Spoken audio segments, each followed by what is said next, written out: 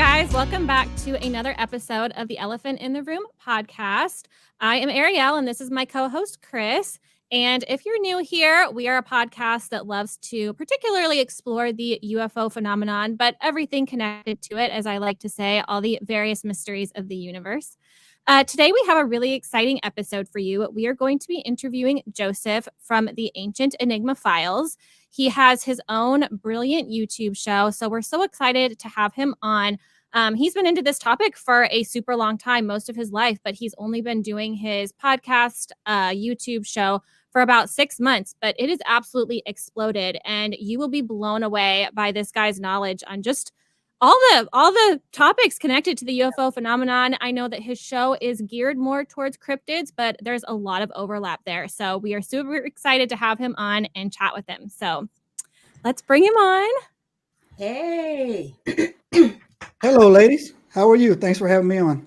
Yeah, welcome so much. This is so much fun. You had us on your show, and now we are returning the favor to have you on ours.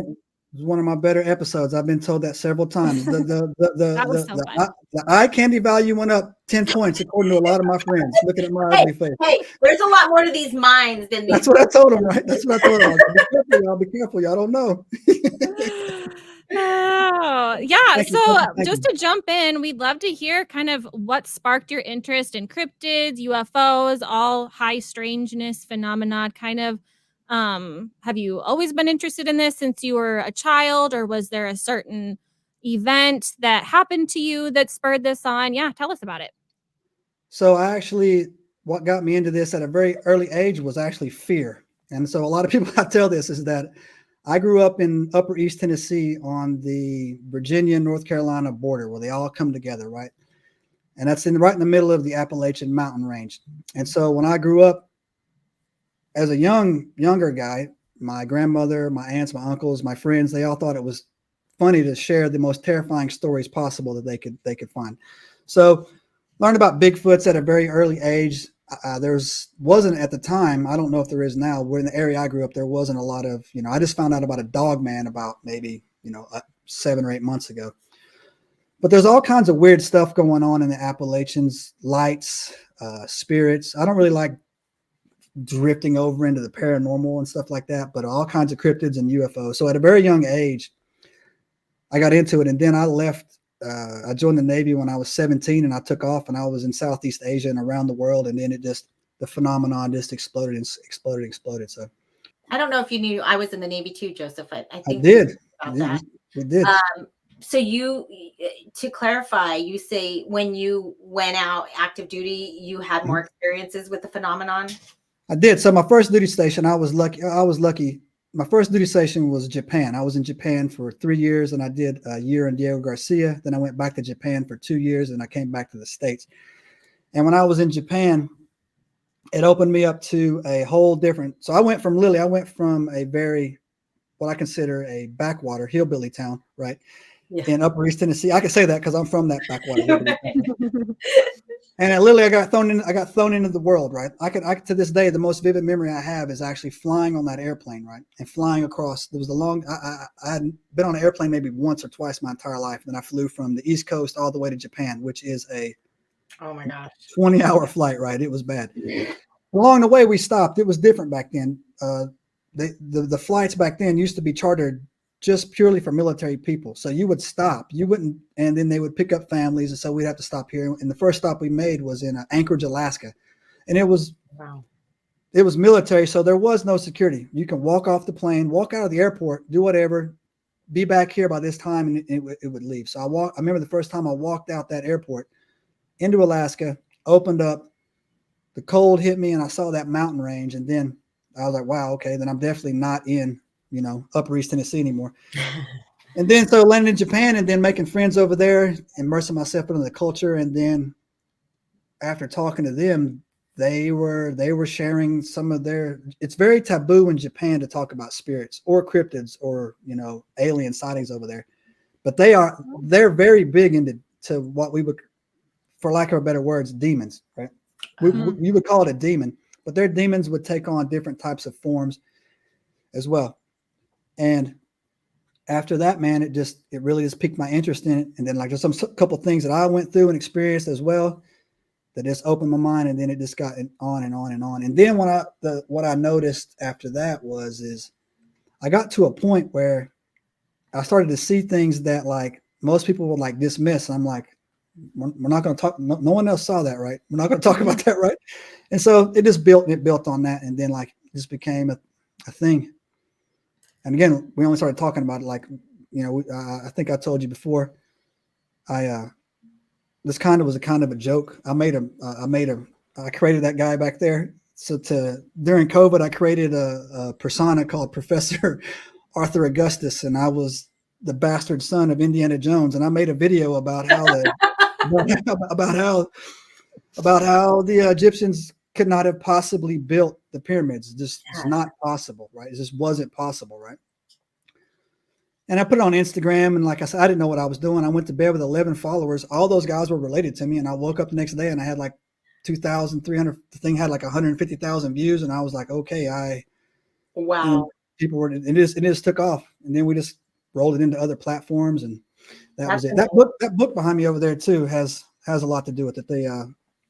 It's the 52 apocryphal books that were taken out of the Bible. Yeah. And I started reading that. It contains the Book of Enoch, which I had limited, like I had heard the name, but I never read the actual book. Right. And then I read that and I was like, okay, wow, this makes Genesis make a lot more sense, right? And then it just spiraled out of control after that. But that's what got us hooked into. That's where, and here we are now. Now I'm with the pros, right? Yeah, I mean, it's funny because once you're in this sort of environment, you know, things like the Book of Enoch, like now that's just like, oh, you know, like we know what that is. Like that's just a commonplace, you know, but to a lot of Christians or just to lay people, like they have no idea, like Book of Enoch, what, you know, why are you into that? Why are you studying that? And yeah, so I love that you bring that up. What was sort of the first rabbit hole that you went down? Was it Bigfoot? Was that kind of your first rabbit hole, or was it Enoch So it's funny because when I grew up, where I grew up, man, no one questions Bigfoot. No one does it. My uncle has never seen one, so he doesn't believe they exist. I'm giving him a shout out right now. But no one questions the strangeness. If you talk to anybody that's in the Appalachian Mountain Trails, and that runs from Canada all the way down to Georgia, right? If you talk to anybody that lives there, right, and not just goes in there and hikes it every once in a while, they never question the existence of strangeness, rakes, white witches. That's a big thing that still goes on that people don't really talk about. There's a lot of witchcraft in the Appalachian Mountains. Bigfoot, cryptids, crazy lights that you see in the middle of the night, bells ringing, people whistling in the woods. No one ever questioned that. So that, to me, I thought, so when I got in the Navy and I went over there, and the first time I talked about it, I was in a room full of people. They all laughed at me. I'm like, what are y'all talking about? I was like, no, so they all laughed at me. So that wasn't the first hole I went. That's the first hole that I went down. The first hole that I ever went down was I saw a movie, and I think it was the movie that you talk about it, Fire in the Sky. That was the first for you people watching it in the military. We have a lot of downtime. We're not always doing some high level, you know, there's a lot of Fadupi goes on when we get bored, right? And so you just don't even know it. And also too, and when we're overseas, we are 6 months, 8 months, sometimes to a year behind on movies. Somebody's mom will send a tape or a DVD or something. And that showed up, and this guy threw it in, and I watched that movie, and it scared, and I was 19 years old. You know, that movie terrified me, right? And I was like, man, what is that, man? Like this dude was, they're loggers. Like just logging. All they're doing is they're in the truck. And I know guys that used to go to work like that, right? Not logging, but like work on the farms. They would one person would pick up like 4 people at 4 a.m, and you're baling hay or cutting tobacco. Like I used to cut tobacco, right? Yeah. You're coming back and you see that. And of course, that one guy to get out, that would have been me. Like, look, what is that? And so, yeah, man, that was the first rabbit hole I went down. And then that led me to, drawing a blank, Linda Moulton Howe. That led me to her. And then cattle mutilations. And I was like, okay, that's weird. And then after that, man, and then after that, man, it just started to leg on Chariots of the Gods, Eric von Daniken, and then I just started consuming the age of information that we have right now. That didn't exist back then when this was in its infancy stage, and those guys were laughed at. They were laughed at. Right? Now, Eric von Daniken was considered a heretic, was considered just a nut, right? But that's what got it into me, man. And then, of course, the best television show ever created, Ancient Aliens, came on. It was over, bro. It was over. So, but that was it. And then after that, man, and then I also, it just spread. It just like I find interest in everything. I made a comment yesterday. I was talking on my podcast that I feel like I'm looking at like a giant jigsaw puzzle that's dumped out onto a table, right? Yep. And we're trying to put everything into mutually exclusive pockets, but that doesn't seem like how it fits, because they'll slowly start working together. And the only thing that I can say that for definitely right now that I absolutely am 100% convinced on is that we've been lied to for a very, very, very, very long time. Your grandmother's grandparents were lied to about a long time. We have no idea the earth that we're sitting on, how it was 20,000 years ago. We have no idea, right? And so, but yeah, that's what it is. And that comment right there is going to get some heat, but whatever. I mean, no, I feel more and more the evidence I look at, and it's amazing to me, like the way it just this concept just takes you on so many different directions. It expands like so much of your intellect, your knowledge, your capacity to learn. Like I think this topic itself is really mind expanding, and people don't realize that. And so you have so much information to like take in and learn. And then when you start seeing things like that, like, wait, this doesn't make sense. This story we've been told about the earth and all these monoliths, and I mean all these ruins, and like just this ancient history, something is wrong. Something is off about what we've been told. And I mean, maybe it was on purpose, maybe it wasn't. I mean, I have my own conspiracy theories, but either way, there either from a complete lack of knowledge and unwillingness to accept the data, from our archaeologists and scientists and things like that, or a complete willingness to deny the data and to conceal it from us. That's my opinion too. So I might take some heat, but it's just, once you start researching the evidence, you start seeing so many things. No, and it's funny too, because you guys, this is the second time you guys have hung out with me, but like if you hang out, people that get around me, I am very kind of like upfront with my thoughts. Sometimes a little bit too much, right? And it's like people will say like, well, how could you possibly have the audacity to say that? And I'm like, it's because it's obvious. You know what I'm saying? Like, how do you not see? I got another thing too that's got me really that I'm starting to like really get into here. Not really so much is that I'm convinced that the whole dragging out of the UAP UFO disclosure is a total distraction. What do you mean? So I had a conversation. This is just how my mind works, and you guys probably know better than most. You mean to tell me for 20 or 30 years you don't trust the government, and then now all of a sudden you're waiting for the government to tell you that UFOs and UAPs are real, so you'll believe in UFOs and UAPs? What are you talking about? Like, here's a video. I actually sent a video to Elon Musk, and I was hoping he would come back to me. Right? He was like, "I've never seen a evidence of a alien," and I'm like, "Well, here you go. Here's 3." And I sent him like these things, right? Like, here, right? And so. And that's when I was talking to Scott from Mysterious Planet. Man, he's a great guy. That's the same thing I was telling. And Doug Thornton brought up a great point as well. He's like, you were telling me before I should be scared. Or no, they're not real. Don't be scared. Now you're telling me they're real. Be scared. Well, which one is it, right?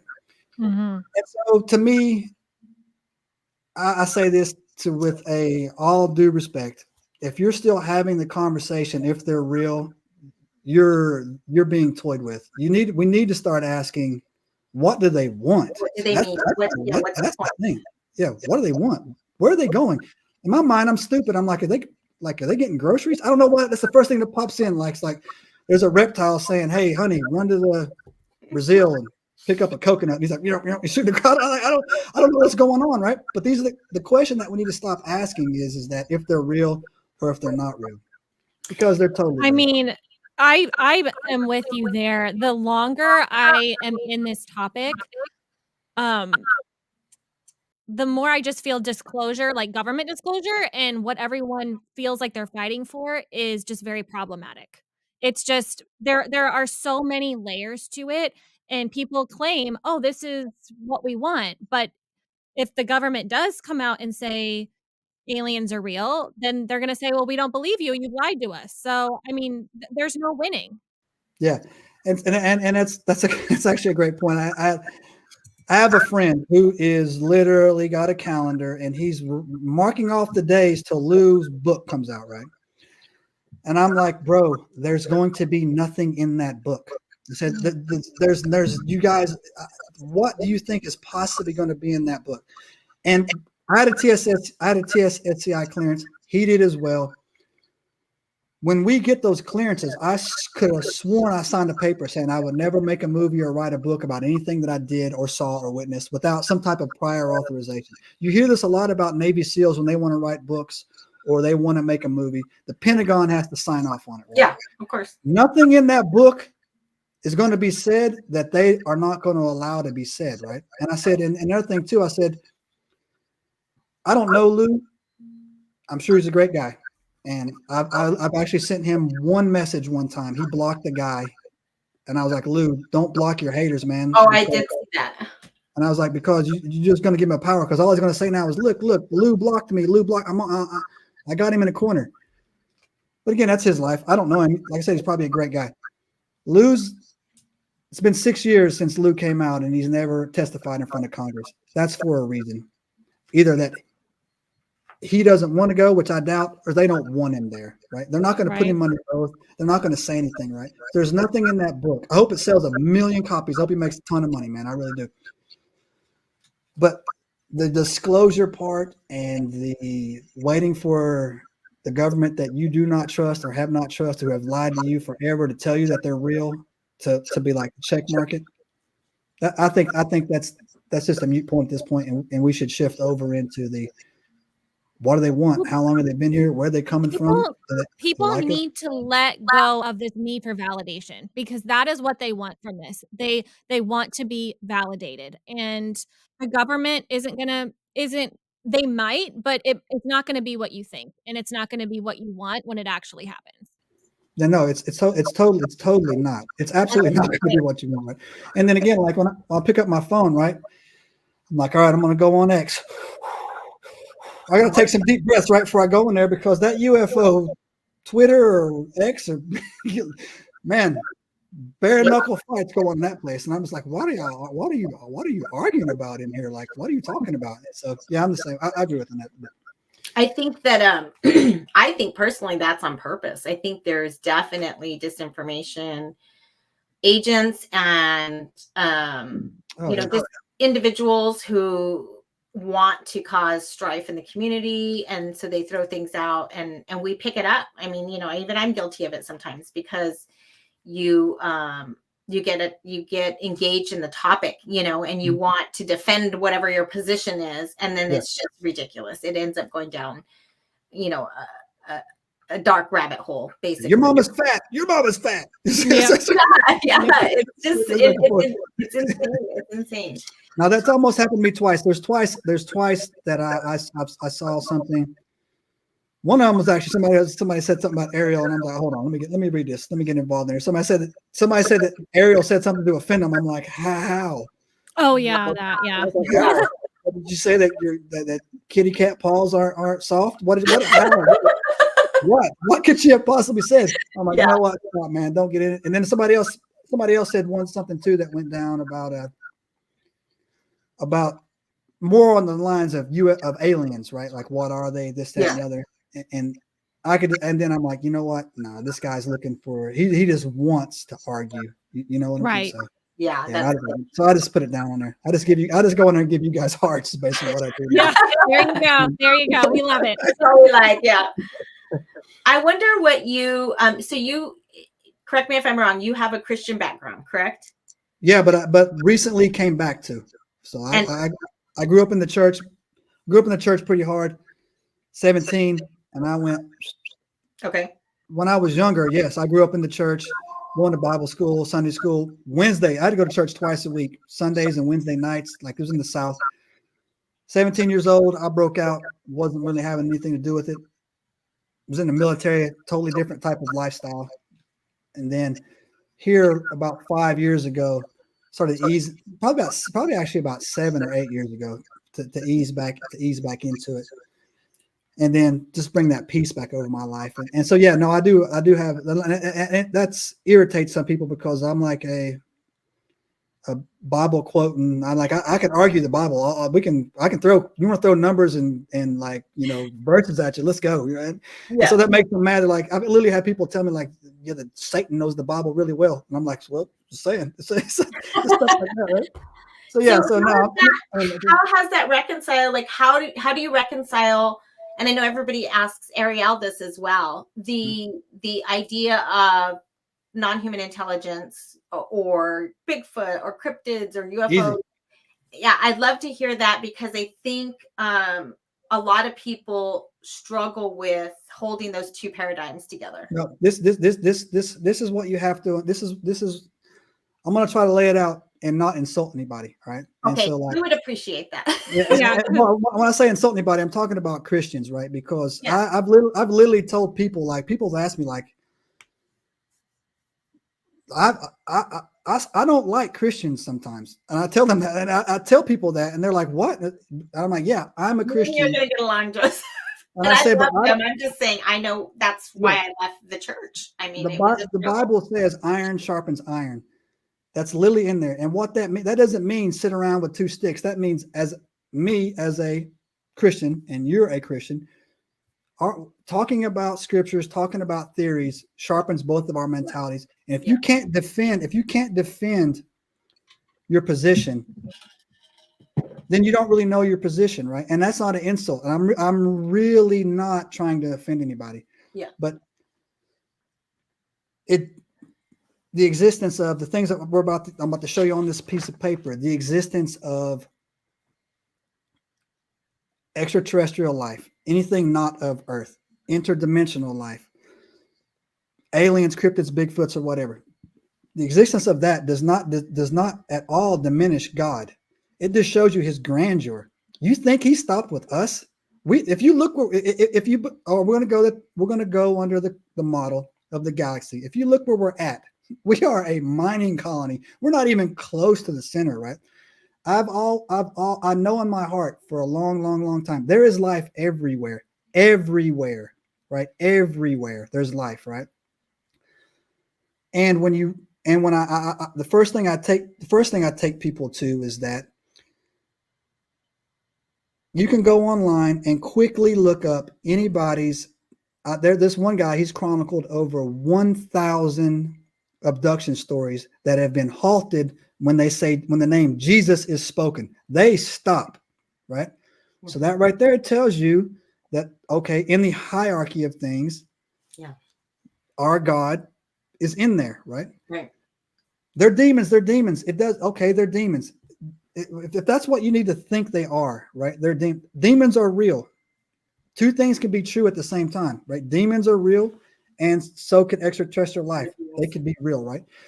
I think it was the Book of Enoch. It is the Book of Enoch. Talks about the 11 layers of heaven, right? Okay. Those are dimensions. When Jesus speaks to James, Peter, and John sitting outside the temple, he says, I must go before you to prepare a room for you. There are many mansions in my Father's house. He's not talking about mansions, dimensions. There are many worlds in my Father's house. If there wasn't so, I would not tell you, right? That's in there as well, right? Several times within scriptures in the Bible, in the Book of Enoch, those who live on the earth and in it. It says in the scriptures, in the earth, those who live on it and in it. Revelation says that those who live in the earth will be ripped out upon the day of judgment. You cannot hide in your mountains. You cannot hide in your underground. You will be ripped out of the earth, right? So the Book of Enoch, there's a chapter in the Book of Enoch called the Book of Giants, right? And for people who don't, let me just little preface on this. The Book of Enoch used to be in the Bible right after the Book of Genesis. It is still in the Ethiopian Bible. The Ethiopian Bible is 600 years older than the King James Bible. The King James Bible was rewritten by King James. That people don't know this, but the current King of England, King Charles, he owns the rights to the King James Bible. Right. So don't think that there's not some fiduciaries going on in there. It was the Council of Messina, where I think it was, I want to say Emperor Constantine. 312 or somewhere. Yeah, I think it was, I can't remember his name. Emperor Constantine came together and said, you know what? I'm tired of the warring factions of Christianity. I want one book. Come together, get it done. And they did. They created the modern day Bible, or a version of it, right? The Book of Enoch was not written by a nobody. Enoch is Methuselah's father. He is the great grandfather of Noah, right? Enoch was the only son. Yeah, so he's not a nobody. He's a direct descendant from Adam. Enoch is the only other person in the Bible other than Elijah that said God just took him. He never died. Yep. Enoch was taken away. This is not a nobody, right? Yep. And when you read the Book of Enoch, specifically in the Book of Giants, it says, and the Bible will say that the Nephilim sinned against all manner of creation, animals, leaves, whatever, they sinned. And the Book of Enoch expounds it and says that they conducted animal, human, hybrid creations. They create, the Nephilim created the Fae. So people, if you like fairies, Bigfoots, and all this other stuff, that's a creation not of God, but of the fallen angels that came to the earth. They sinned against us, right? Everything. So when you see these, and also with like aren't they like called chimeras or chimeras? Yes. Like the Nephilim were like breeding and making like other beings. 100%. Other beings, like combining animals that shouldn't be combined, basically. Yes, so that's what I was about to tell you. When you see these scriptures, when you see these pictures, or not pictures, maybe some drawings, but when you see the carvings of a lion with eagle wings and a human head, that's not made up. That was real. They made those things, right? And people will say, "Oh, you're so full of it." Go and look at the Sumerian tablets that Billy Carson talks about it. All that is the Book of Enoch written like a sci-fi movie. That's it. And it says that they came down. It's the same exact story with just slightly different names in there as well. So everything that you see, and then God was very upset. They left their post. They weren't supposed to do that. They found our women attractive. It wasn't just the breeding of the Nephilim that hurt, that angered God. It was the perversions of his creations, right? God is the creator, not the watchers, not the Nephilim. They made a whole species of animals, human animal hybrids, that God never intended to be on this earth. That's why the biblical flood had to take place. And there's also a thing that somebody sent me up called a cephalopod, which is written about. The Romans wrote about it. Alexander the Great wrote about it.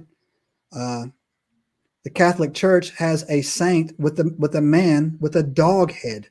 He has the head of a dog and the man of the body. Alexander the Great talks about having to fight these things. There was a race of men with dog heads. And then it's also in the Romans wrote about it, right? There was also the first Caesar, I think his name was Augustus. He had a general named General Agrippa, right? Agrippa wrote a letter claiming that he found a subterranean race of reptiles, and he was ordered to bury them in the hole that he was in. They moved massive amounts of stone and basically blocked these entrances to these caves to keep them in. So to tie that all back in to the Christianity aspect of it, one more thing, the Epic of Gilgamesh, right, talks about there was I can't remember his name right now, his king, I think his name was King Gilgamesh. He had a 10-foot Bigfoot as a friend named Enkidu, right? Mm-hmm. He had a Bigfoot friend named Enkidu, right? And if you talk to some people as well, they will go on to say that because Gilgamesh was a 15-foot tall giant and he was so, abusive to his people, that the gods, now when they say gods plural, they're talking about the watchers, the Anunnaki, created Enkidu to humble him, right? And so Enki he actually fought him the first time they met, right? He was just as big, just as strong, or whatever, right? So to tie all this stuff together, you have to understand is that the reason for the flood, there's no denying that there was a flood that covered the earth. Every single civilization on the planet that we have written history about has two things in common. Two, you can look it up. One is the Great Flood. They call it a flood mythos, which I think is stupid because at this point it's that we've proven that there was flood.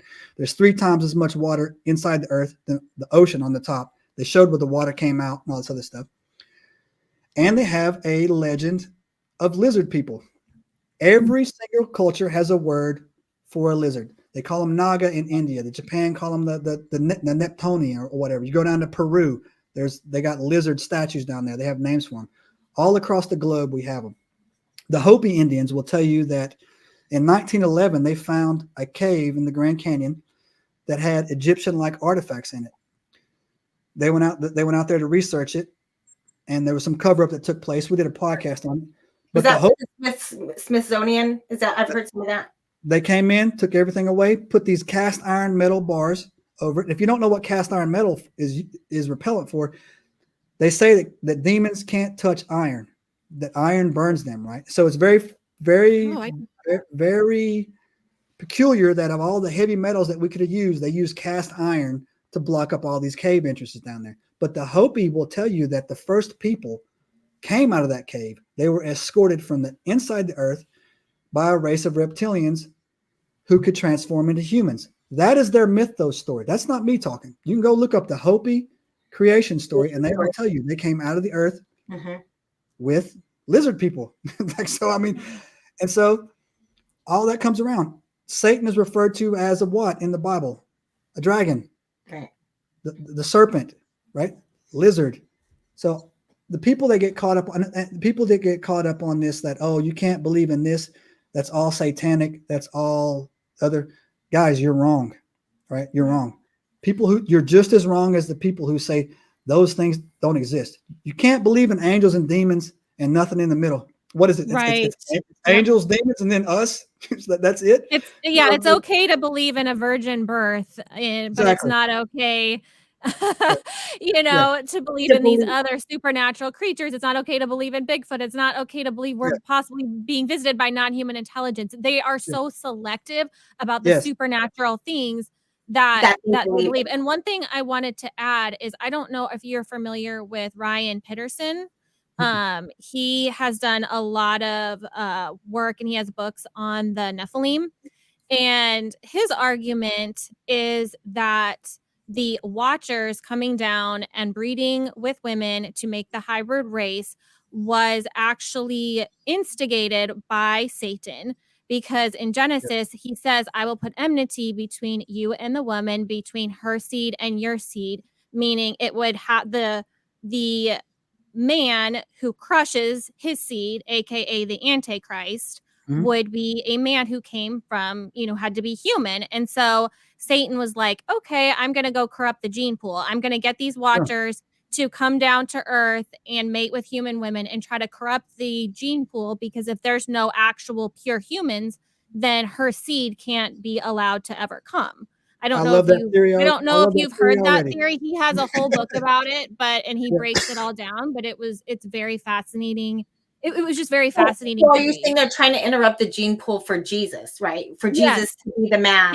Because Jesus had to be fully human and fully God in order to die for the sins of humanity. He had to be fully human. So they were trying to interrupt that through this process. Correct. Right. Okay. That was at least part of it. That's his theory. No, that's actually a great theory. And the fact that you can actually, the fact that people, that's the kind of conversations we should be having. That's just my opinion, right? You don't have to agree with somebody's points or conversations, Right. but you should still hear it. I actually think that is actually a plausible situation to do it, because he tried to corrupt the first woman, right? And he did in a sense, right? I don't know if I would say corrupt. I wouldn't say defile, but like he tried to corrupt the first female with Eve. And so this one, I get in this conversation with I had somebody hit me up with they tried to get me with a gotcha. I'm almost gotcha impervious, right?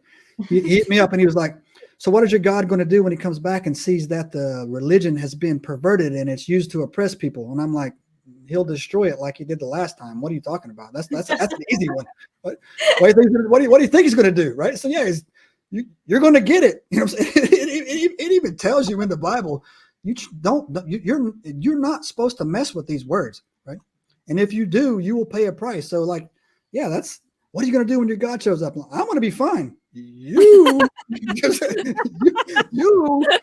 bro, might have some explaining to do. I'm just saying, I'm good. But yeah, that's the thing that with these conversations that should be had that we're not having. I think that some people are having, right, and I think that there is an active movement, right, to put the faults of men on God, right? And I'll explain that. Some people say I don't go to church because that pastor is that guy. That pastor is not God. And so look, don't go to that church. You like I'm saying, like, yeah, like most people would not agree with that. Oh, the Catholic Church came out and did X, Y, and Z. What do you think about that? Well, the Catholic Church, Jesus wasn't a Catholic. The Roman Empire didn't go away. It just became the Holy Roman Empire. That's it. Like the Caesar became the Pope. Mm-hmm. That's it. That's not. Doug Thornton and I had a good conversation, and I was actually I'm actually glad we had that talk. He actually brought me back to a place where I could calm down, because I was starting to get a little bit like some of the stuff that was going on. I was like, yo, man, this is really starting to like put a fire in me, right? Like and he's like, hey man, look, man, all this has to happen. It's written. All this has to happen. Every person ever put in charge is by the grace of God, period, right? Period. And it's for a reason. And then it got me thinking about some scriptures about God will take what the enemy meant for your evil, turn it for your good. No weapon formed against you will prosper, for he who is in you is greater than he who is in the world. This is stuff coming on, and it actually helped me calm down. But the same thing goes with this. If Satan brought down, let's just run with that. All right. Satan brought down the Watchers, right? The Watchers started defiling our women, because that's what it was. They were defiling our women. They gave birth to Nephilim. Nephilim started defiling all of God's creations. God got upset, flooded the earth, wiped them out. People say, oh, some people lived, right? If anybody, and I have read 4 accounts of giants that survived the flood, right? And the answer I say to Christians on that is, if they survived, God let them survive, and it was for a reason. And you don't have to look any farther than when God brought the Israelites out of the desert to test them. I think it's the whole chapter of Deuteronomy is this. And the first Nephilim city they came across, y'all, was the walls of Jericho. It was Jericho. Right. God said, go in there. They all go. What kind of God would say kill the men, the women, the children? I'm like, well, don't forget, he said kill the dogs and the cats and all the animals too. He said kill them all, right? Because that was a Nephilim. That was a remnants of the Nephilim, right? That were in there, right? And again, the story goes that the 2 Jewish spies, the prostitute that helped them, they let her and her family leave, and you don't ever hear about them anymore, right? So they didn't kill everybody. But if it was done for a reason. And that's what I tell people now. Bigfoots and all this other stuff that's going on that you're seeing out there, all this other stuff that's going on, if they're still alive, which they are, it's for a reason, right? And for the most part, I tell them, you don't even believe in Bigfoot. Why do you care? I'm saying, like, Why do you, what, yeah, why do you care, right? Well, it's not real, but I'm just saying it can't. And so that's just the whole thing. But that's how I tie it all together, really, to go in there and do it. All right, Chris. Chris is devil's advocate. I see you over there. Come on, Come on, Chris. Bring it. Come No, on. I'm just no, I'm processing it, and I'm just trying to think of like I don't like I know that's a very common belief. I guess I'm trying to reconcile how yeah, I don't know. There's just so much to process there for me. Like one of the things I struggle with is this idea that they're all demons. Okay. They're not. They're all evil. Now, you may still think they're all evil because they're corrupted or through the line or whatever. I still struggle with that because obviously for me, I have these experiences. I see these things. I mean, it doesn't really like, you know, is it evil? Maybe. I don't know. I feel like it's emerged a new spiritual awakening in me that could lead me back to a place where, I feel connected to God again and maybe in a different way, but it feels more authentic to me than the forced religion I walked through in my childhood. So I got you, Chris, because I've filled that question before, and so actually in the Book of Enoch, the last two paragraphs in the Book of Giants and the Book of Enoch, these giants, they actually had a council. They would meet, like the centaurs, their leaders. This was a very strict society. Mm-hmm. They went to Enoch to petition Enoch to tell God not to destroy them, right? Mm. And so Enoch asked, and God said no. But Enoch said in the very last thing, he says, he tells these beings, Nephilim, go back, pray, repent, and you might have a chance. So even God offered them, even though they weren't his original creations, God offered them the same things that he offered us, right? So there are several stories of these creatures, Bigfoot's particularly. I've never heard of a nice dog man, but like Bigfoot's particularly doing very benevolent things. The Seraphim Long, there's an abduction case of a First Nations girl out on the west coast of Canada called Seraphim Long. She was abducted by a Bigfoot, but he looked more man than he looked like a Bigfoot, but he was definitely, a wild man, 10 feet tall, abducted her, kept her for a year, got her pregnant. She was about to die. She begged him to go back. He took her back, right? Now people say, oh, that's not being very benevolent. It's like, well, if he didn't care for her, why would he take her back to give her to her people so she wouldn't die, right? And there's also stories about people talking about getting lost in the woods. Yes. Right? Yeah. And then, and when I explained this to some people as well. The blue trail at the park, that's not the woods, guys. All right, that's not it, right? Like that's not getting lost in the woods. Like in the woods is like when you're really off the grid and you can't see the sun and the canopy's too hard. It's getting dark. And they say that these things helped them, kept them safe, kept them alive, guided them, helped them walk back to the areas where they would be found, right? Because or like children will report like a huge dog came and cuddled me all night to keep me warm. And it's like, what did this dog look like? And it's like, that doesn't really sound like a dog. Yeah, I've heard those stories. And a guy sent me an email. I haven't got into it yet. It was the what was the volcano that erupted out there in Washington State? Oh, Mount St. Helens. When Mount St. Helens erupted, there's a rumor that I'm looking into that people are telling me is absolutely true, is that the U.S. Air Force were treating Bigfoots for burn wounds, and that they had a separate little campsite, a separate little tent. Seraphim Long said Seraphim Long and several other First Nations say that they can speak their language. They can speak. They choose not. So when you hear that howling and that hooping, that's they're choosing to make that noise. That's some kind of communication they have. They could speak our language, right? And so it goes on and on, that like the Book of Enoch especially says that they're given the same choice as us. They could either be good or they could be not good. Someone else sent me an email that Well, several people have sent me an Hey, email. Chris, that's exactly what you're always saying. Chris is always saying this about non-human intelligence, that Yeah. she thinks that they're more like us in that there's evil humans and there's good humans. Like nobody is painting humans with the same broad brush because we know that there's so much variety. Yeah, and add this to your repertoire, Chris, for your ammunition.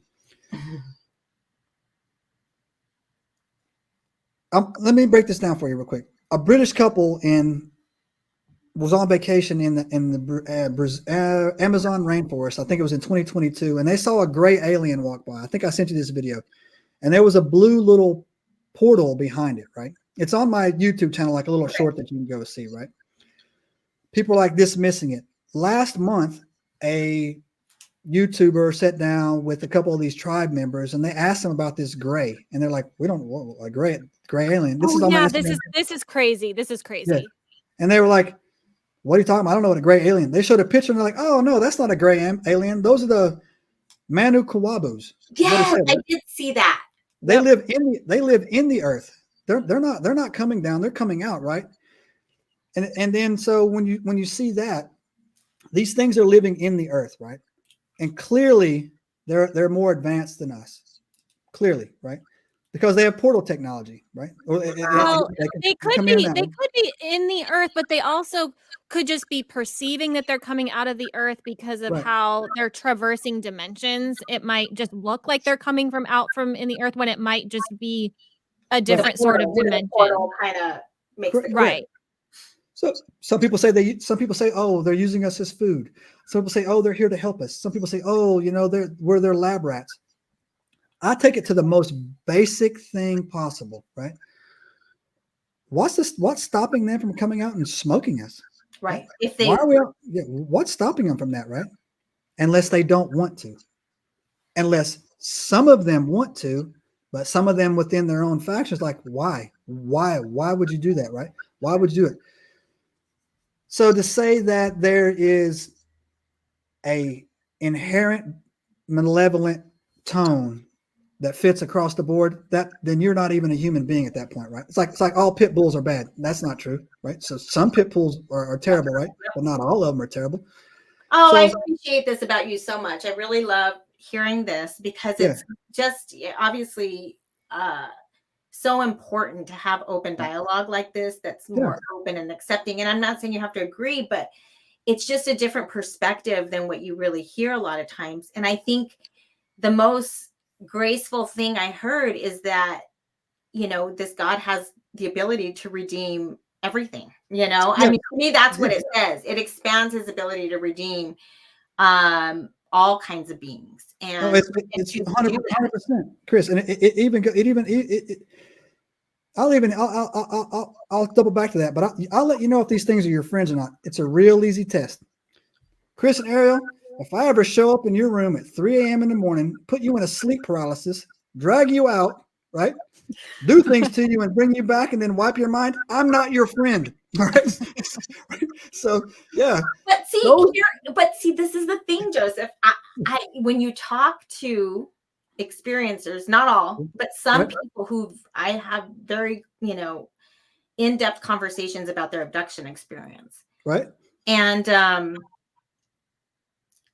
they don't feel that way. I mean, even Travis, I've sat down and spoke to Travis Walton for like an hour. And his take was, number one, he says, I'm an idiot for walking into the light. Like, what was I doing? That's my fault. Like, who does that? He probably didn't use that word, but he basically did. Right. And he said he felt like he entered this space where he was going to be injured because of the frequency, energy, or whatever. And that he felt that obviously he initially, when they abducted him and put him on the ship, he fought back. That's human instinct, I think. But eventually he felt like he goes, I was mortally wounded and they healed me. And then they returned me. Like, he feels like their intentions was not to bring harm, even though they abducted him. It was really as a, to heal him, because they mortally wounded him inadvertently. Yeah. On the other hand, I've talked to, some abductees who feel, of course, mortified. They were children. They were abducted. That's horrible. You can't abduct somebody and that be okay. Mhm. But then at some point in their experiences have come to this feeling that because they believe the universe is so huge now, and because they the power of these things, they said they could wipe us out if they wanted to. There is no 100%. doubt from their experience, these things have complete power, Yeah. complete authority, like over our abilities. But number two, almost like they're serving a greater purpose of maybe being understood as a species and being studied, or which may not, I mean, it's not okay to not volunteer and have autonomy over ourselves. Well, But that's the thing for me is consent. Yeah. Is Yeah, you consent. cannot, to me, is like God is never going to force us to accept him. Right. It is always of our own free will. It has to be our own consent. And so that is where you get me. Like, I understand that some people feel that they're just studying us and it's not malevolent, but to ever do something without someone else's consent, that is just problematic for me. So and this is literally not trying to be like, but we take our children to the doctor. We put them on a table. We anesthetize them. We take out their tonsils. They have no idea what's going on, or whatever those things are. We're providing consent for our children. They have no control over that experience. They could be traumatized by it. What if there is an order of beings that is providing consent that we really have no control over, but also at the same time, they are in that range? And I'm not saying it's okay or not. I'm just saying is it part of the reality that we're living in where somebody's agreed for us? And I'm not saying it's okay, but we just don't have that knowledge. We don't have even that. Even with children, they are told what is going on. They are told what is happening. Even at age 18 months, I could tell my child, I'm taking you to the doctor to get a shot.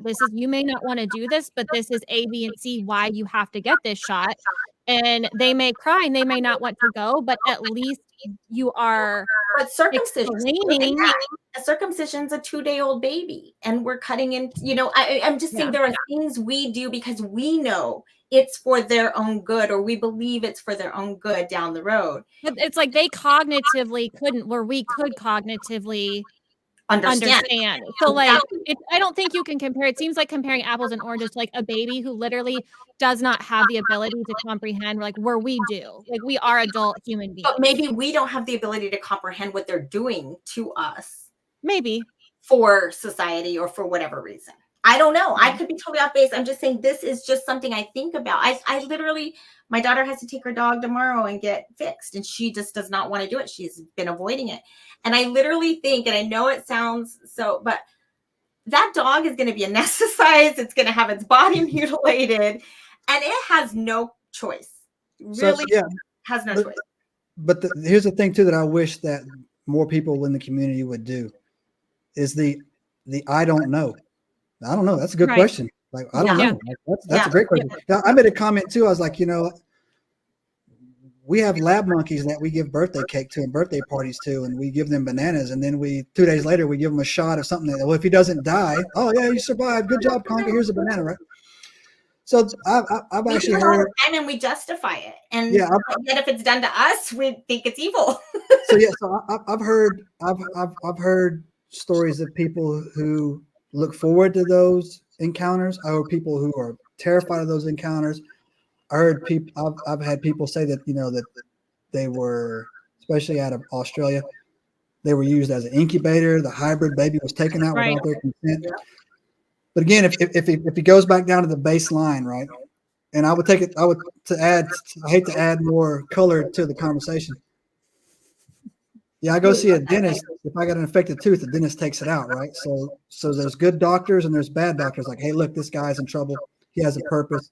We need to do whatever. Someone like, hey, look, I'm trying to breed black-eyed children. I don't know if you've seen that phenomenon or whatever. We'll go and we'll do that. So yeah, those are all great questions, but it also doubles back to the redemption via the Christ, right? And so when you see when you bring all this theology together, right, from all angle points, Jesus is the stumbling block that they cannot wrap their mind around. whatsoever, right? Billy Carson, which is I'm sure a great guy, trying to tell you that's Enlil or Enki. It's not even close. But his name is Zeus. No, then I guess demons are scared of the word Zeus, because if you say Jesus around them, they'll dive out of a window, right? So I guess Zeus, none of that. Jesus, follow this thread that I've been working out in my head, right?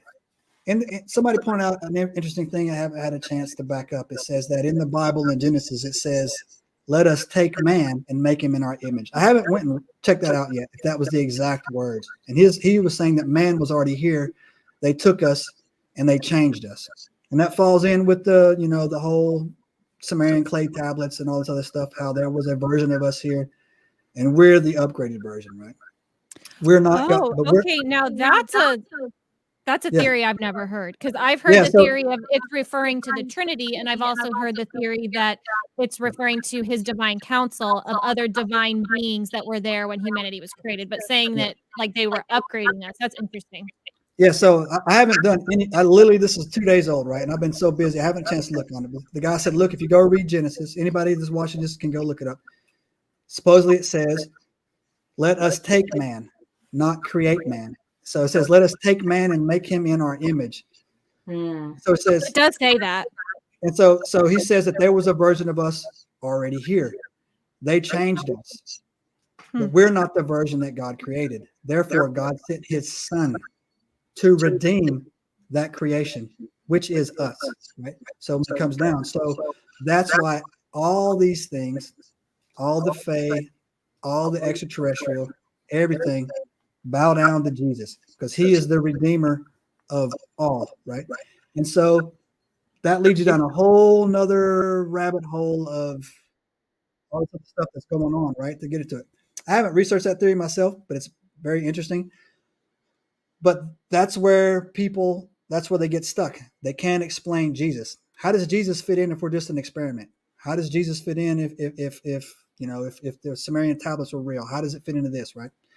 And the only way he fits in is if you put him at the top of everything.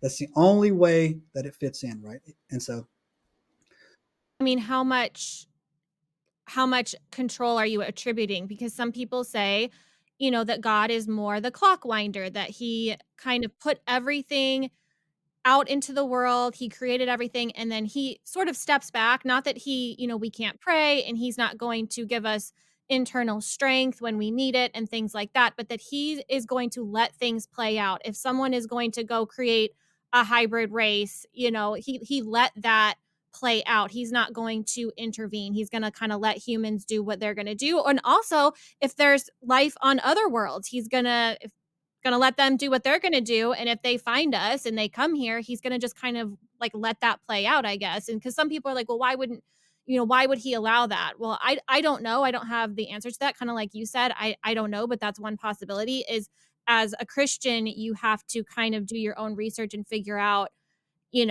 how much control are you attributing to God? Does that make sense? No, and here's how you answer that question, right? First, there's two things, right? One is the parable that Jesus will tell you that if your neighbor knocks on your door at 3:00 in the morning asking for bread because people are coming into town, you'll give them bread, not because you're that kind. It's because you want them to stop knocking on your door at 3:00 in the morning. So it says pray, irritate God with your prayers, right? Literally is what it says, right? Pray all the time. And the second thing is that when they say, oh, how can God let this happen? God's ways are not our ways. His mind is not our mind. He sees things in a state of timelessness, right? He sees it, right? And again, God will use Satan as a barking dog to drive you closer to him, right? And that's another thing that they talk about in there, right? Is that why would God let this happen? Well, I always say this. Well, why don't you ask him one day? Why don't you ask him now? People, this is another thing that where I feel that I can stop a lot of conversations with, because I got people that try to hit me with some random Ezekiel 21:41 says, hit your wife with a pin. I'm like, okay, that's Old Testament. I don't know. I don't have an answer for that, right? Like you ask me this stuff. I said, but you know what? And they're like, well, that's why I don't believe. And I'm like, so, okay, if you don't believe, and anybody watching this channel, if you don't believe in Jesus, then here, I got one simple thing for you to do tonight. when you go to bed after watching this, kids are asleep, wife is asleep, TV's off, lay down in your bed, turn the light off, and just do the following. Put your hands together and say this: Jesus, I don't even know if you're real or not. I don't know if I believe in you. I don't know. If you're so real, come and get me. Say that. And then get out the way. And then you will find, I cannot tell you how many times people have put that to the test. There's actually probably like 900 YouTube channels of people calling out God and him showing up, right? So if you don't believe, you got nothing to lose. Do like the Bloody Mary drill. Just spin around in your bathroom going, Bloody Mary, see if he shows up. My approach to this is real simple. We're all brothers and sisters. If you've never grown up with a brother, or if you've never grown up with a sister, we have a daddy, right? We have 10 kids in the house, right? 7 of those kids are acting wild, right? Breaking all kinds of rules. The other 3 of us are going, don't do that. Don't do that. Don't do that. Daddy shows up, right? What's daddy do? Goes in the house. What's going on? And then starts handing out the old school 1980, 1990s backhands, right? Bam, bam, bam, Oh, bam, God. bam. Everybody's getting those, right? The 3 kids know daddy well enough to not cheer, because you can get, you like your brother getting hit, bam, you can get one too, right? You just sit there and let it go. Everybody's experience with God is different. He's your father. If you have a father and you have any brothers or sisters, your experience with dad is going to be way different than your brother or your sister's experience with dad. I don't know why dad did that. I don't know why I did that. I don't know why I did that. I don't know why I did that. Have you asked him? Why are you asking me? Well, you're asking me because I'm a Christian, and you want somebody to reach. You're angry, right? And you want to reach out, and you want to. You're just hurting, man. You just want to get it out. So I cannot tell you how many times I've literally done this. Really?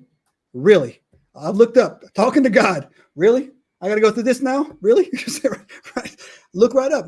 Talk to him just like you're talking to your father, and you'll get the answers. And some of the people are scared of the answers. It really is. So that's really true. I can't help but go back to a little bit off topic, but it's been like haunting my mind. Imagine, I mean, it's to the point that you can't really, everybody's experience with God is unique. And like, imagine being the Virgin Mary.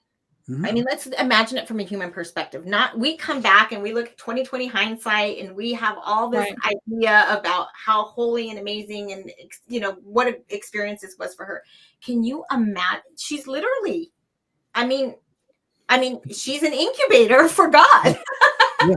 I mean, she was, think about that. That is just as traumatic probably to her as it is to an abductee who's experienced some kind of encounter with an extraterrestrial.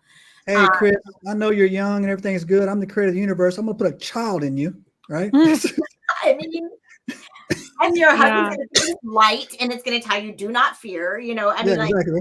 And he's got to accept the fact that this is something that really happened to you, and that you didn't go cheat on him. And, you know, it's just so mind boggling. And just to put that story in perspective, it does speak to just the vastness of experiences that people have with God himself. And some are God and some are demons throughout scripture, but these experiences are not these, you know, angelic, like, ooh, I've got an angel and I think this is great. They're terrifying experiences. Oh, no, they're for sure. And I tell people too, I've seen UFOs, I've seen shadow people, I've seen aliens, and I've also seen at least 3 bona fide, unexplainable healing miracles.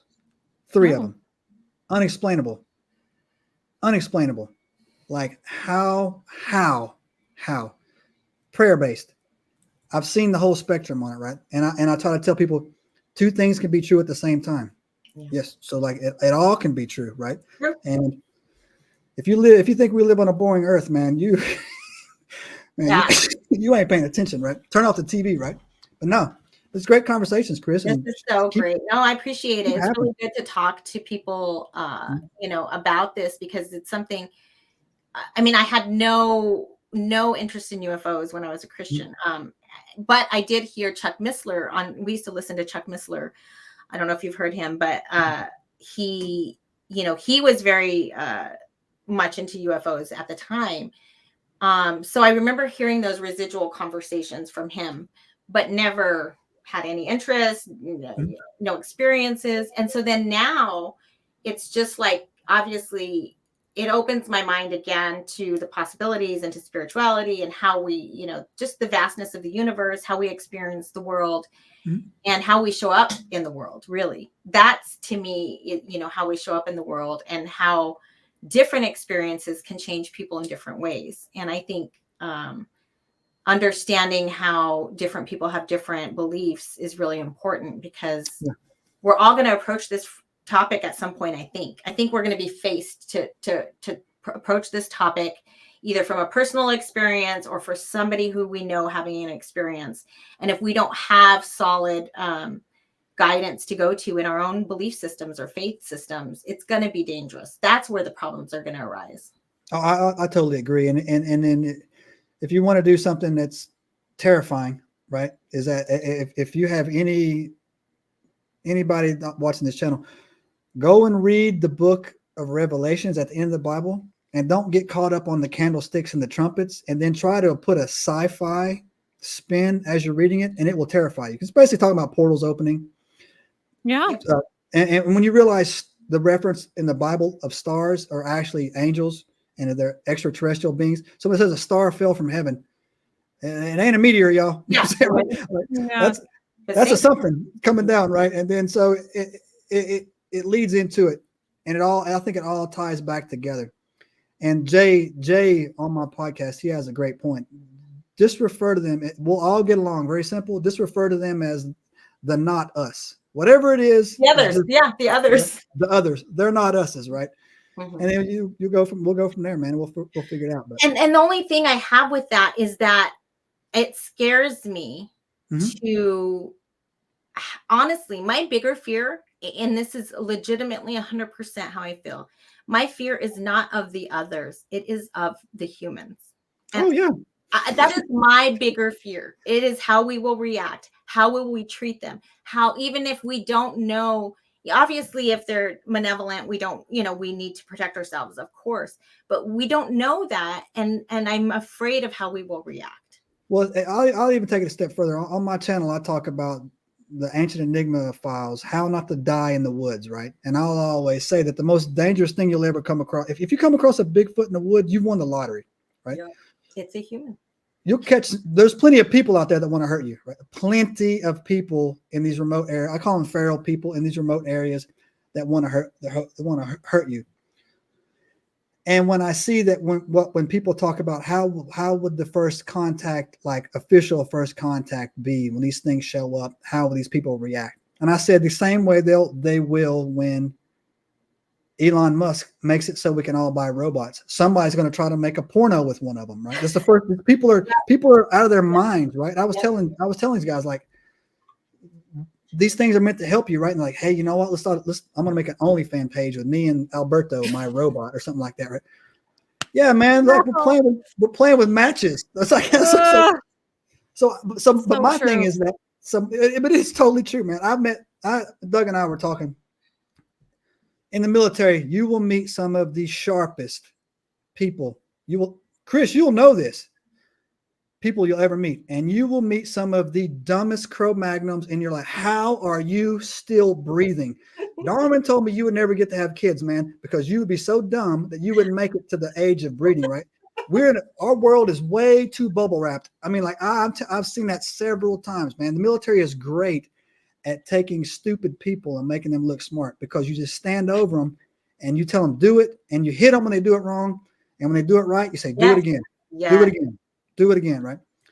So any aliens watching this, please come to me first. Pick us first, right?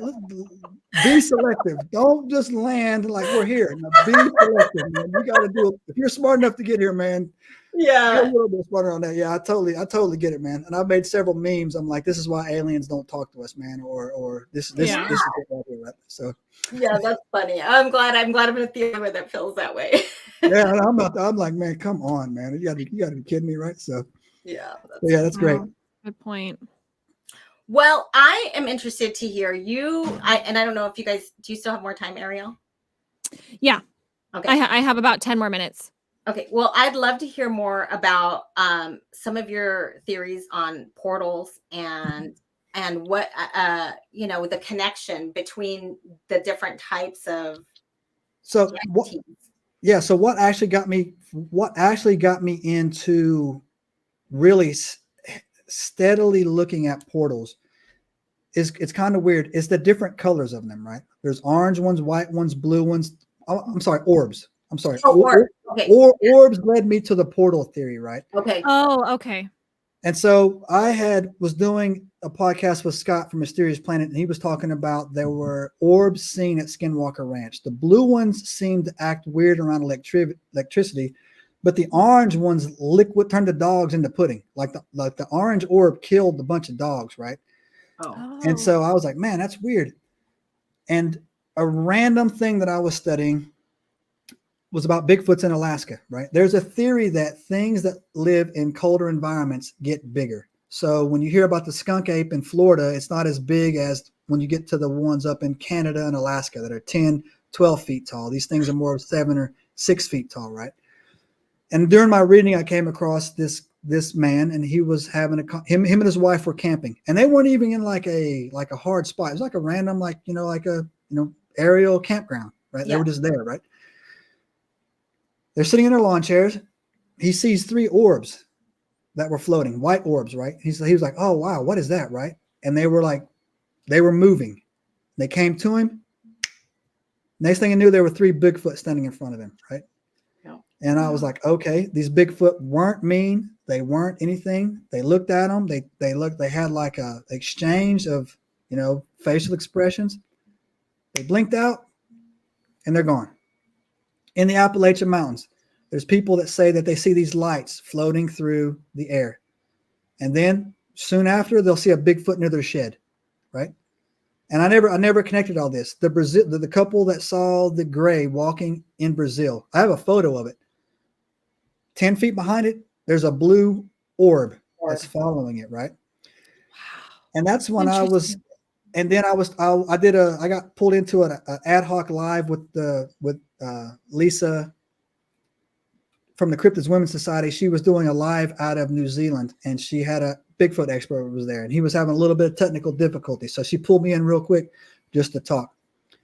He's actually been in the field, had these things rustle his tent, and he brought up the orbs, right? Like there was orbs in the area or orbs somewhere. There's a very famous stretch in the Appalachian Mountains. If anybody knows in the comments, please put the name of it. I'm drawing a blank, where they see these orbs in the light in the trees all the times. That's when it dawned on me, right?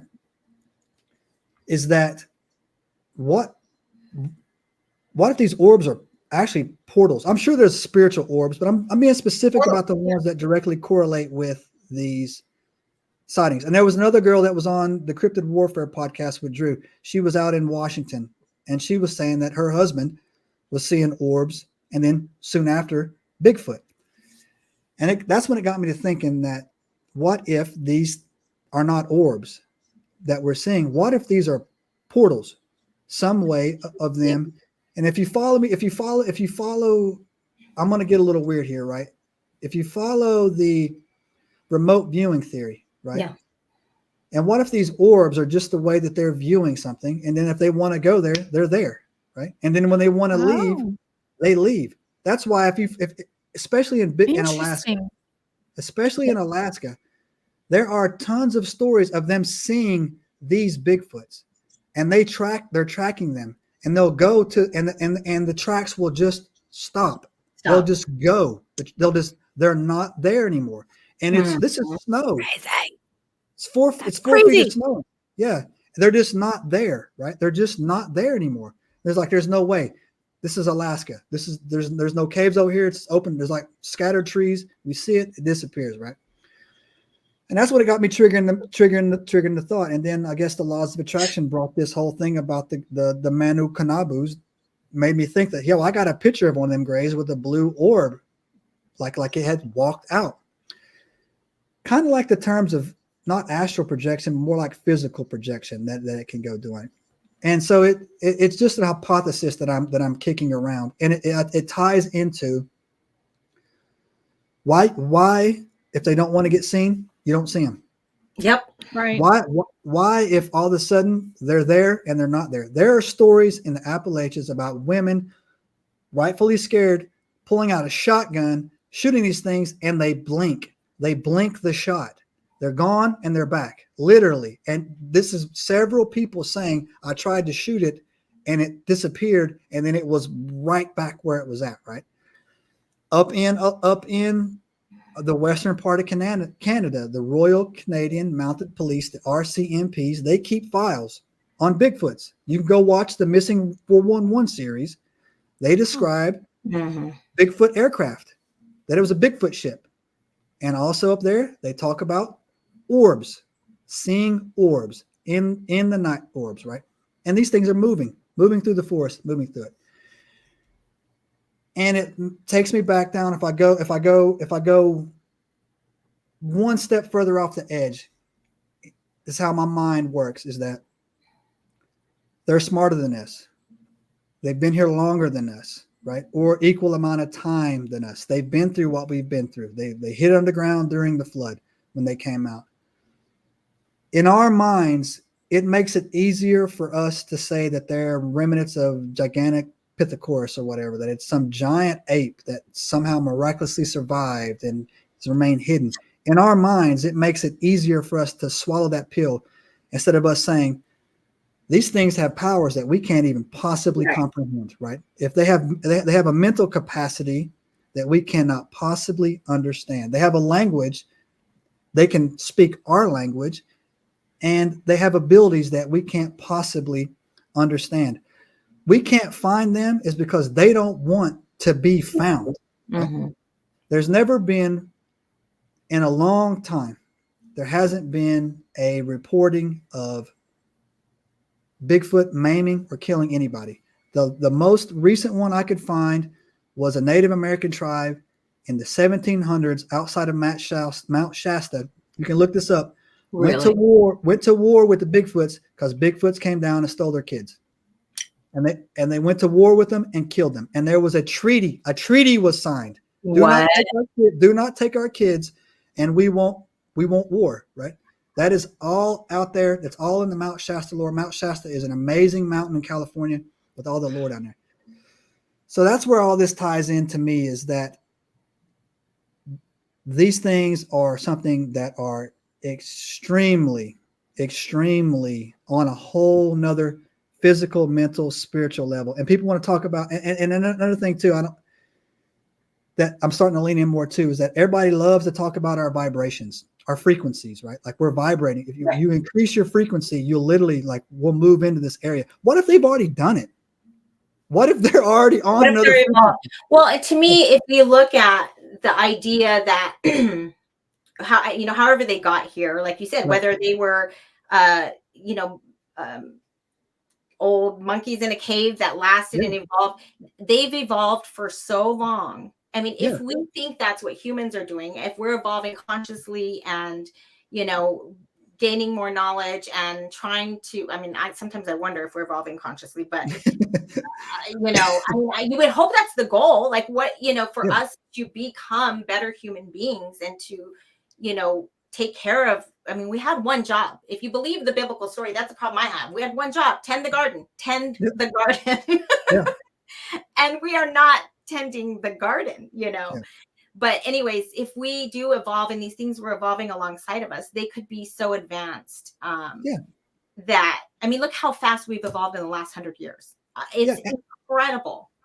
And Seraphin Long, during her abduction story, she made some comments that most people thought were strange, but I thought that's somebody experiencing trauma. She said the cave that he kept her in was better than her hut, that the furs were treated and cured and manicured better than her teepee or her little yurt that she was living in, right? Wow. And so these things, for the Bigfoot aspect of it. These and also too, we could go on for hours here. There's the Joe Barger story. We're not even getting to the dog man. Like I said, somebody sent me an email about wanting me to investigate the war between the lakes. It's happened in Kentucky, about where a group of dog men and a group of Bigfoot went to war with each other, right? Wow. In Kentucky, right? I think it's called The Land Between the Lakes is what the documentary is. I haven't started checking it out yet, but I told him we would do an episode on it. War is only possible when you have a coordinated effort, like, hey, look, all the dog men, we're going to go to war with all of the Right. Bigfoots. If you have a society, that's what I say. Society. It takes society to do that. Right. Yeah, if you have a society, we're competing over resources. People are like, no, they're wild animals. Wild animals don't hide their wars. If a wolf pack rolls up on another wolf pack, it doesn't matter who's watching. It is on, right? It's over. Right. The strongest is going to survive. These guys were doing. They were fighting. They didn't want to be discovered. They were fighting in the trees. They were fighting in the things. They weren't fighting. They weren't rolling down a Walmart parking lot. You know what I'm saying? And just throwing hands, right? But it should be noted that they needed to manifest into the physical to be able to fight each other. Yes, exactly. For sure. Right. Yeah, exactly. And Joe Barger said that when he shot a dog man in the Manatee National Forest in Michigan, that the Department of Homeland Security pulled him over a year later, took his guns, threatened him, told him he killed an asset. It's one of the greatest stories you've never heard on YouTube. I've reached out to his wife to get him on my show. We're working out the details. The Joe Barger, he's done several interviews on YouTube. I have heard it, and it is a crazy story. And people are saying that we're breeding dog men to send them into those caves. And if you take the missing 411 map of missing people and you lay it on the United States of America, it's the caves, it's the national parks, it's all the cave systems. That's where it is, right? The FBI came out with a lie yesterday, 2 days ago, a lie saying that there's 500 active serial killers, truckers, specific the long haul book I heard. 500. That's not how they're getting. Yeah, I mean, 500. If there's that many, I'll catch one in a week. I'll go get one. You know what I'm saying? 500. And they're only working that one route. Come on. Oh, I did not put this together. This is their answer for why people are going missing. Yes, exactly. 500 serial truckers, mind you, not serial killers in total, just 500 truckers that are active serial killers, and they're all on that Route 66. And I'm like, that is a lie. That is a lie. Yeah, I'm sure there might be some of them out there. As a woman, I was like, oh my God, I believe it.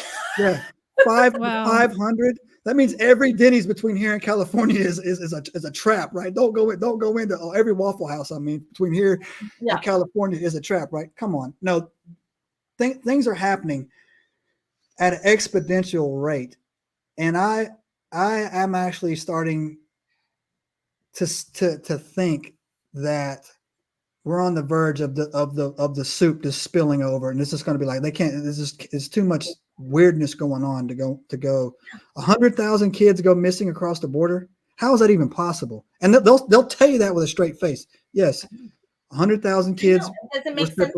Like it doesn't make any sense to me. And this has been happening for years, and nobody like pays attention. Like, where are parents going when their children go missing? What? And I honestly, the Native American tribes are targeted. I feel like there's something sketchy there, and I don't. Chris, involved. I really do.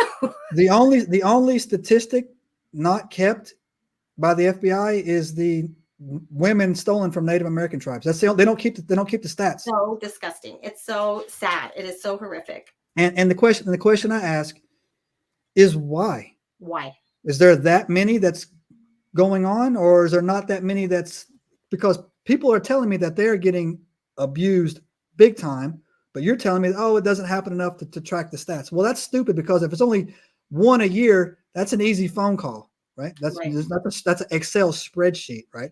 Mm-hmm. But if you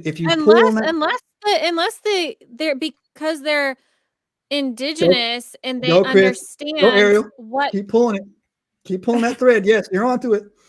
I mean, unless they understand what to do to keep these whatever non-human intelligence predators at bay, they may understand better than we do. Or they want them. If you go by the Hopi legends that they were the first people, Oh, and there's something about their genetics that they want, that's why they're going, and that's not why we're tracking it. yeah. And that's not, Interesting. and that's why we're not tracking it. There is a great, I mean, those bases out there, there's those underground bases. I mean, all that fiduciary is real, man. All that stuff is real. But again, I heard somebody say something to that effect the other day, and it was probably total conspiracy theory. And they claimed they had access to the dark web and they got some files. And that's literally what they said was happening, that the government and NHI were working in collaboration and doing like screening and human research. oh well, so it's not illegal. That's not illegal. I did another little Instagram where I posted out in 2022. They tried to pass a law in Congress making animal human hybrid testing illegal, and the Department of Homeland Security shut it down. It's not illegal to do that. You could take my blood. Well, that's what I was going to say. I'm sure humans are doing this already. I mean, I think we've been, I'm sure we've been doing it, you know? Yeah. It's not illegal. Yeah, it's insane. It's just really crazy. I want to say that I tack along with your idea of the portals, because one of the things I noticed. Oh, and I have a question. I have a question to ask after you're done. I just want to come back to a question about the portals thing. Yeah. Sure. At my sightings in San Diego, it was the same area of the sky every single day. It was daytime sightings.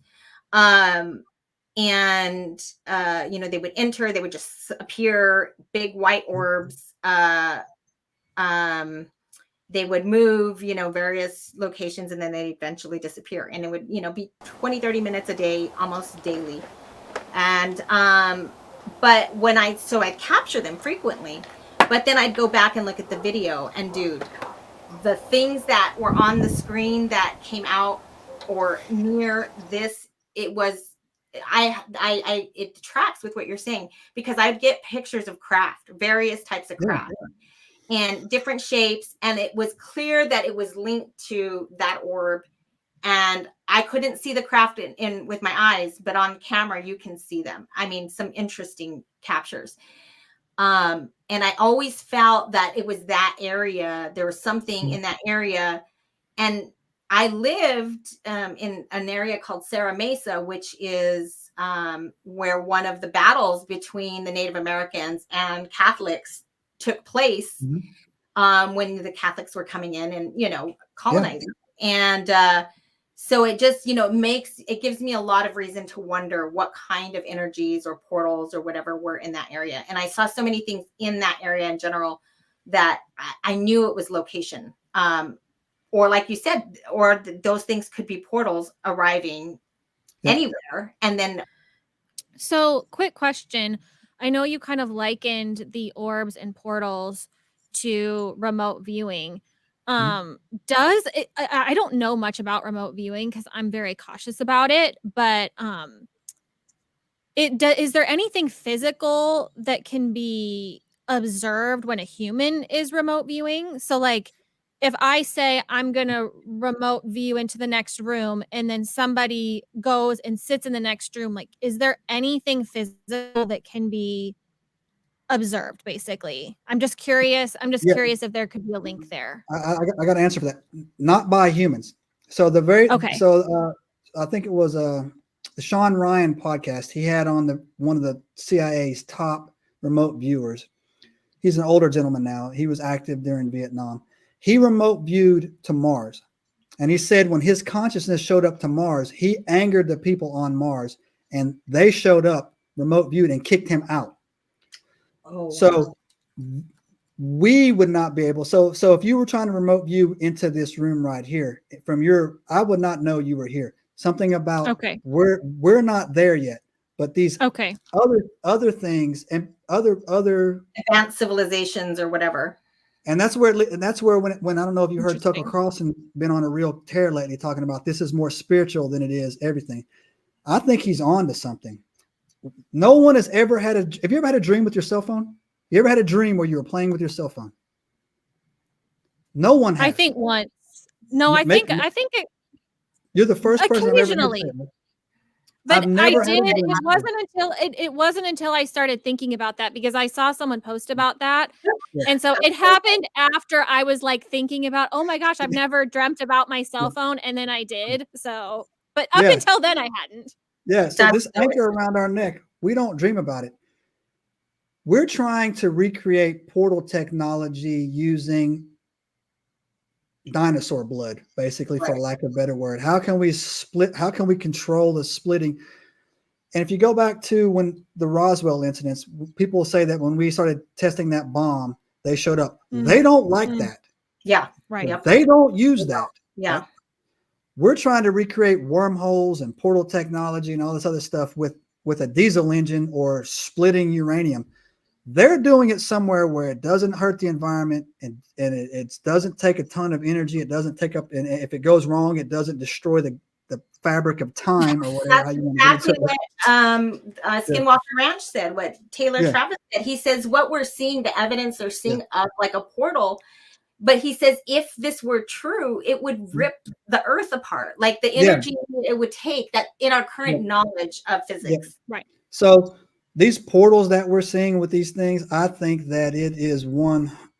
I'm just going to assume that I'm onto something, right? Or we're onto something, right? And that they are using portals to travel in and outside of the earth, whatever the inside of the earth is. It's not mechanical. It's not anything like it's in here. Whatever they're doing is on a spiritual level that they went through. The same way, and I take this back.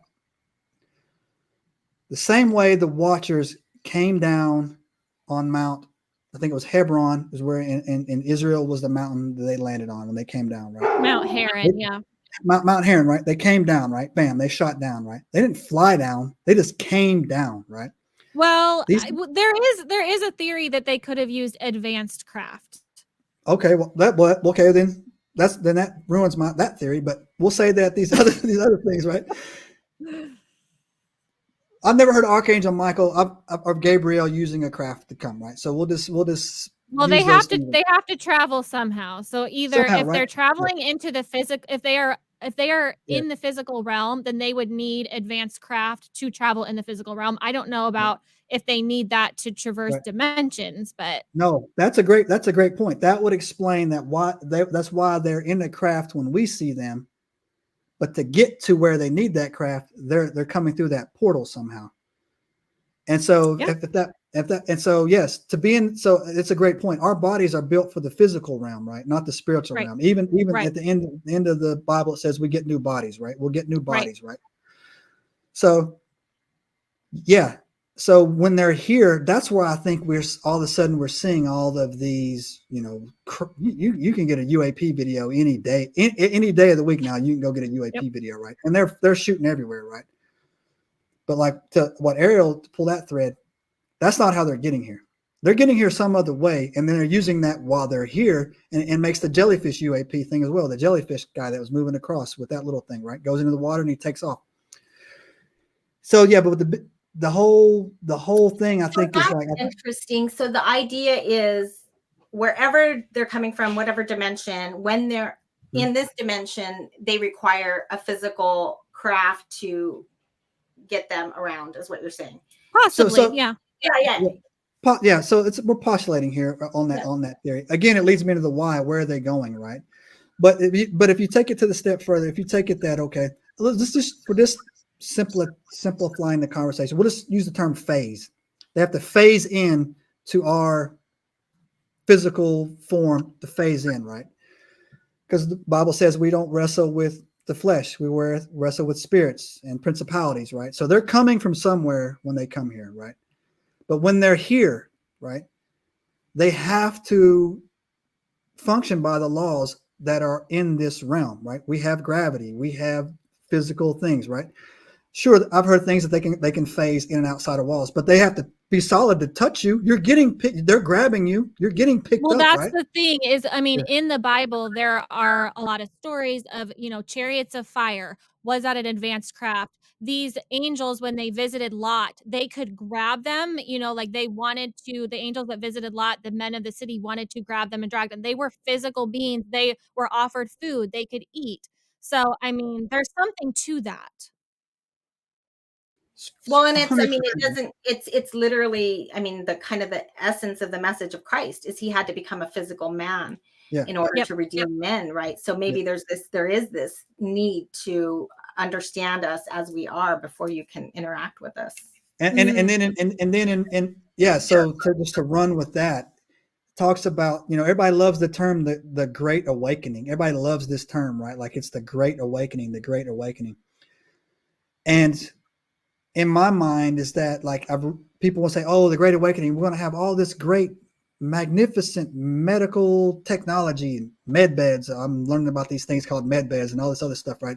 And we're going to be able to portal time travel. And I thought to myself, what if the Great Awakening is that we just sync up our phases with these other spiritual beings, and like maybe they're like right there. You know what I'm saying? Like we're like that close, right? And that's how they're easily come in, and then it's like we raised up. But again, one thing that I wish more people would do is say, I don't know. Right? Yeah. That's why we're nerding out, man. We're nerding out here. But I don't know. I love that when people say, when we had Dr. Madden on for an episode, he's a philosopher, he's absolutely brilliant. And I asked him a question. I was like, because he talks a lot about Plato's cave. I don't know if you know about the allegory of Plato's cave, Joseph.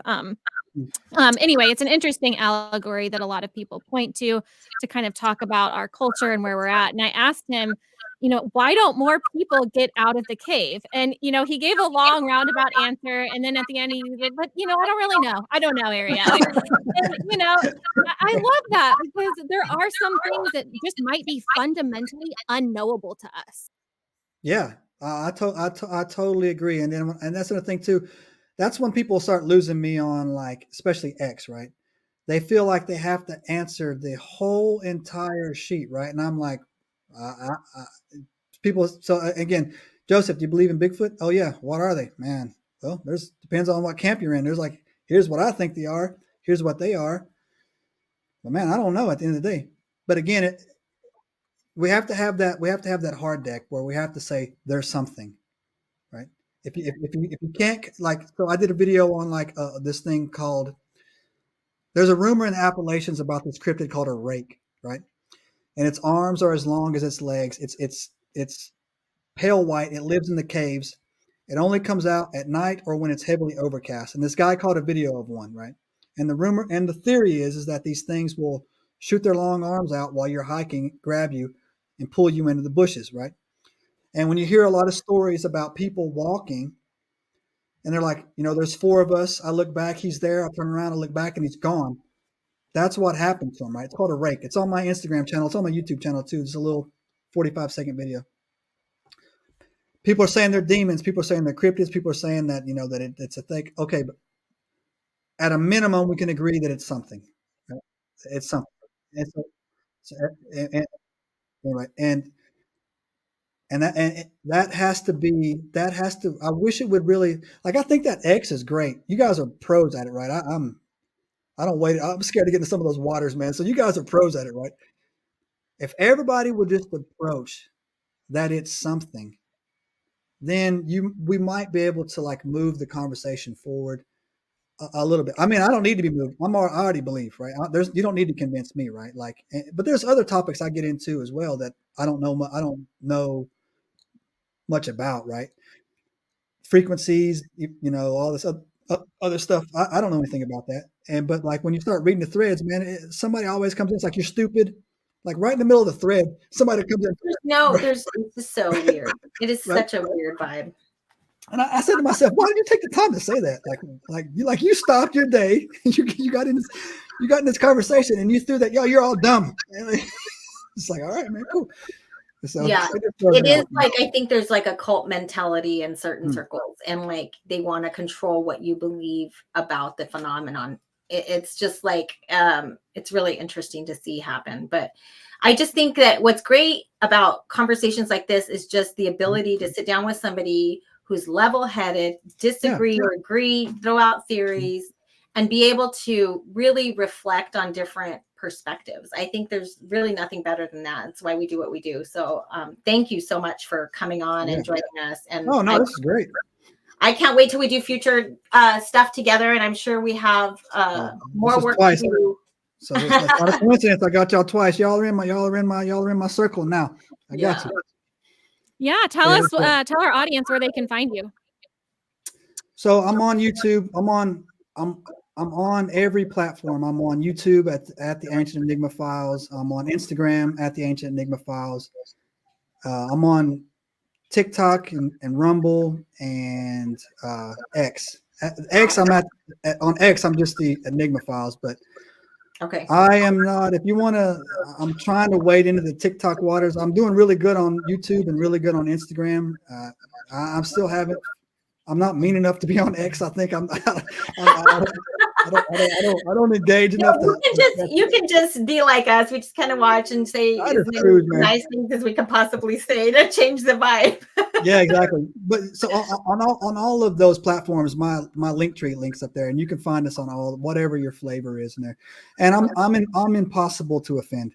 So like, so I realized that if you go on there and check out our content however you want. If you got a story, you can email your story. We'll take a look at it. It doesn't mean that I will actually run with it. Like I get. Yeah. One thing I wasn't prepared for was the amount of people that actually wanted to share stuff with me. And so I see some of these stories and I'm like, yeah, I'm not going down that alley. You know what I'm saying? We're going to close that door. Here's a t-shirt. I'll give you a t-shirt though. I guarantee you. Send me an email. I promise you I'll give you a t-shirt and you'll be good to go. I just don't know if I'll use it because some of this stuff, I don't really get into my channel. We deal with UFOs, UAPs, ancient megaliths and stuff like that. Book of Enoch, biblical stuff. I don't get into demons. I don't really get into, I don't, that stuff is real. I don't want to give it a platform. I don't deal with witchcraft. I don't deal with sorcery. I don't possessions and all that other stuff. I don't do it. Yeah. But I don't block anybody. I've had people say some, normally I'm pretty good. Like some of these guys, they hit me with some good zingers, man. I had to say, you know what, that's pretty good, man. I might put that on the shirt, man. I'm going to use that. Right. So like I said, you can throw a shot at me, man. If it's good, I'll like, you know what, man, that's a good one, dude. I'm going to roll with it. Right. So, but yeah, come hang out with us. Yeah. Well, we've loved partnering with you on a couple of these episodes and really just enjoy our conversations every time. So thank you so much for joining us. And we'll put up all your stuff in the description so they can find you. So great. Thank you. All right.